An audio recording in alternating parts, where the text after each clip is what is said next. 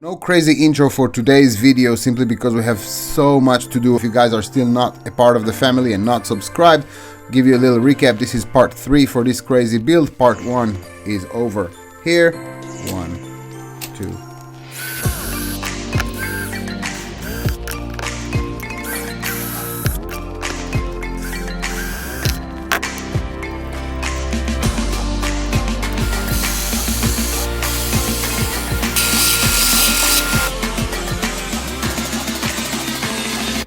In order for the servo to fit here and actually clear the motor, I had to extend them up like we said a little bit. So I just put some nuts here. These nuts.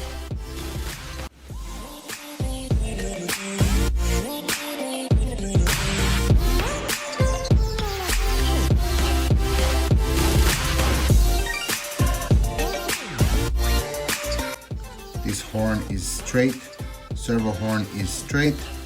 Distance from the motor is acceptable, and we're trying to make sure that we have a gap that allows for bigger gearing down the road. Once everything is aligned, we are pressing down and we lift. Once we lift, we have the exact positioning of where we want our servo. Spring-loaded center punch in the center.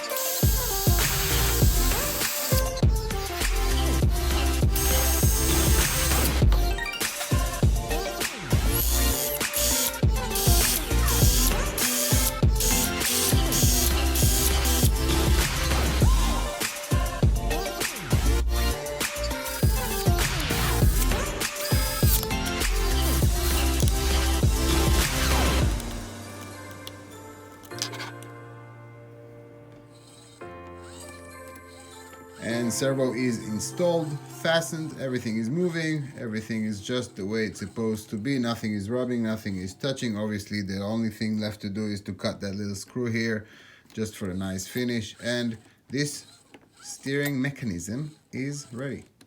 Very nice. How much?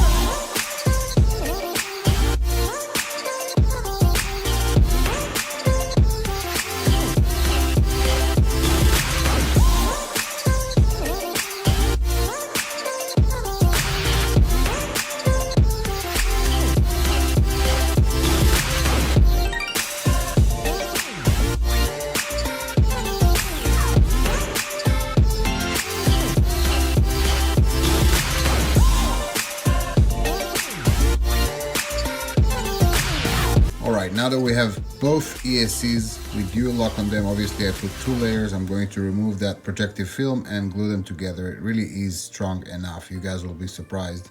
And like I said, 3M dual lock. I'm going to put a link in the description for you guys.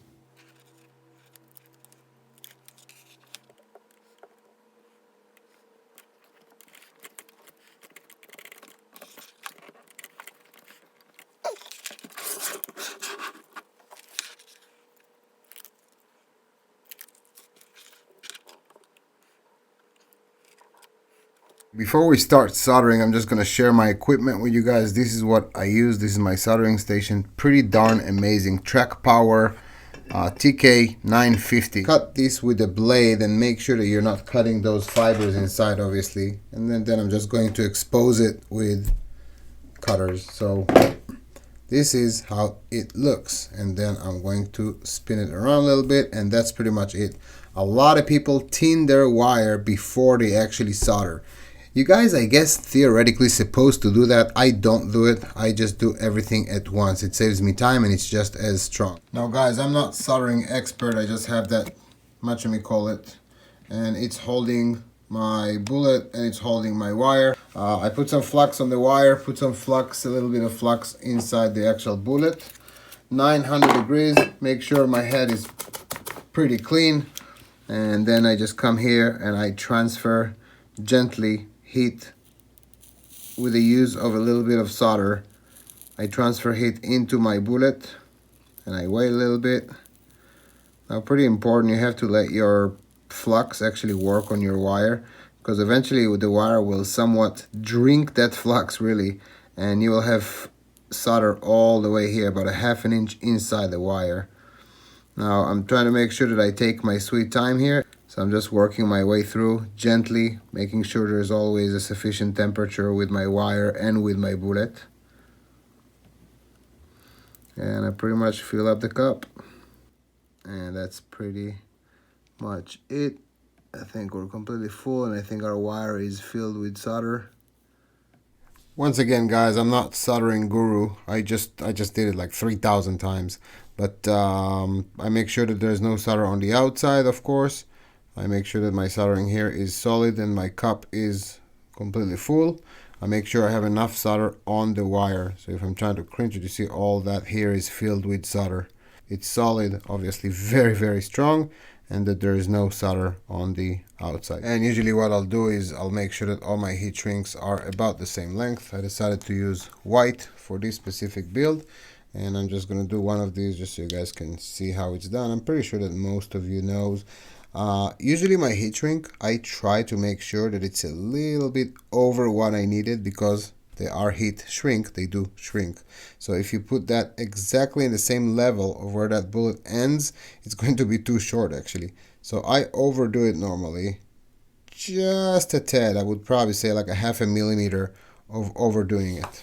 We're going to grab a heat gun, and usually what I do is I monitor it from the back of the connection, just to make sure that if it gets a little bit too short, I can always push it more. So just gonna give it a little bit of loving. Sorry, I'm trying to be within the frame here. And seems like the length is okay. It actually shrunk to exactly where I wanted it to shrink.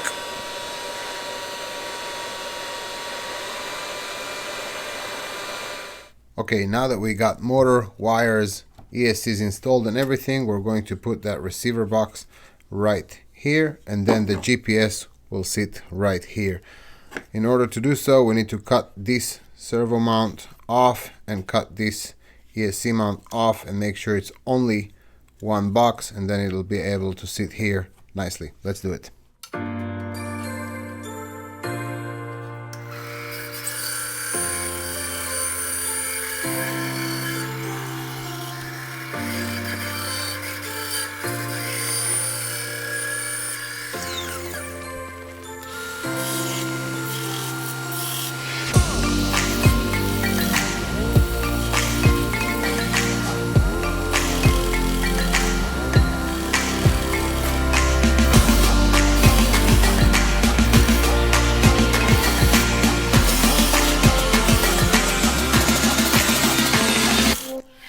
Okay, so we got some double-sided tape action here.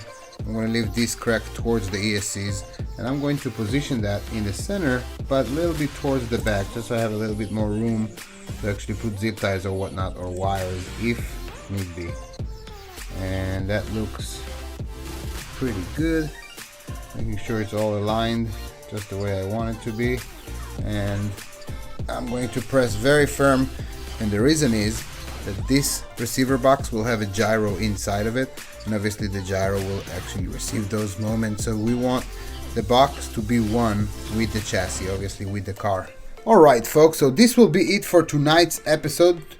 This came pretty killer, I gotta tell you. That axe is so sharp. I'm probably going to put some heat shrinks here just to protect those wires from heat and hold them together, because that looks pretty darn sexy. The length and everything came out pretty nice, so we'll see. I'll figure it out.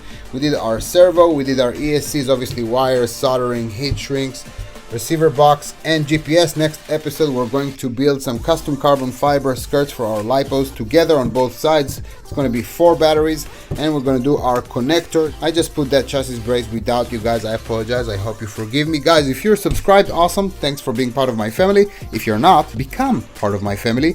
Subscribe. We will be lucky to have you. I appreciate you guys. This is the end of episode or part 3 for this build. I'm Raz Shifrin. You guys have a beautiful weekend. See ya.